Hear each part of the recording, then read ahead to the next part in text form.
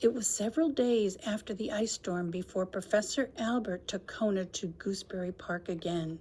First, they had to wait for warmer air to blow in and ice to melt.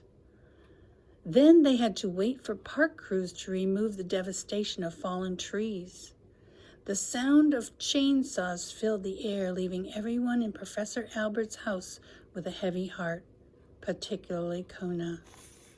He thought of Stumpy's cozy nest destroyed, all her treasures scattered and gone, and he wondered if he would really ever see her again. Finally, Professor Albert resumed his walks to the park, and Kona was mightily relieved, for he had hopes of hearing news there of Stumpy.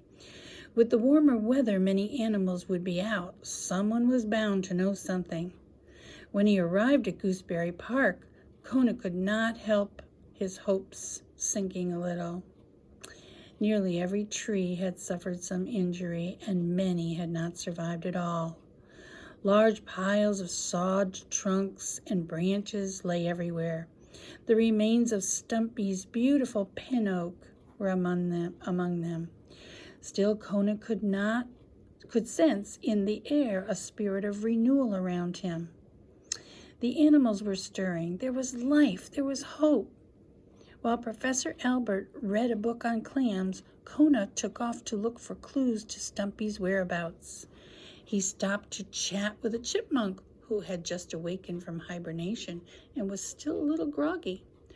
"Are you acquainted with a squirrel named Stumpy?" Kona asked. The chipmunk yawned. "Whose cabbage was it?" he said. Kona sighed and moved on. Then Kona met a mallard duck who said that no, he didn't know what had become of Stumpy, but that the weasels on the west side were bound to know something.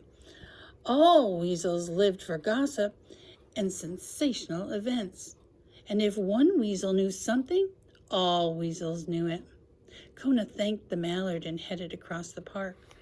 Once he arrived on the west side, he didn't take long to find a weasel. He simply stood on a tree stump and said as loudly as he could, "What a strange story!" And sure enough, from behind the broken maple, a weasel popped out his head. The weasel ran over to Kona, sniffing the air. "What's strange?" the weasel asked. What?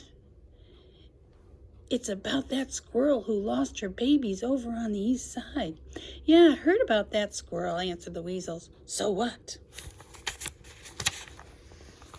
"Well," Kona replied confidently, "I hear that a dog on Miller Street—" "Do you know Miller Street?"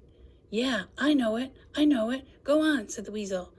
"Well," Kona continued, "a dog on Miller Street had some treasure that belongs to that squirrel, but he can't find her anywhere, and he actually wants to give the treasure back. Now, isn't that strange?"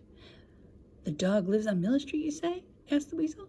"Right," said Kona, thinking as fast as he could. "And I hear he's planning to put a sign on a house tomorrow night so the squirrel can find him." "What kind of sign?" asked the weasel. "Like welcome squirrel or something?" "No, I hear it's going to be a sign only the squirrel will know. A secret sign," Kona answered. Imagine, leading straight to treasure. "You sure it's Miller Street?" the weasel, who was always interested in treasure, asked. "Oh, yes," said Kona. "Tomorrow night, a sign for the squirrel on Miller Street, I'm positive." "So, do you know what the sign is?" asked the weasel, his sharp little nose twitching. "No," said Kona, "afraid not." "Then what good are you?" the weasel sneered, and he ran off to find another weasel who might know about a sign for a squirrel on Miller Street. With a sigh of relief, Kona watched the weasel run away.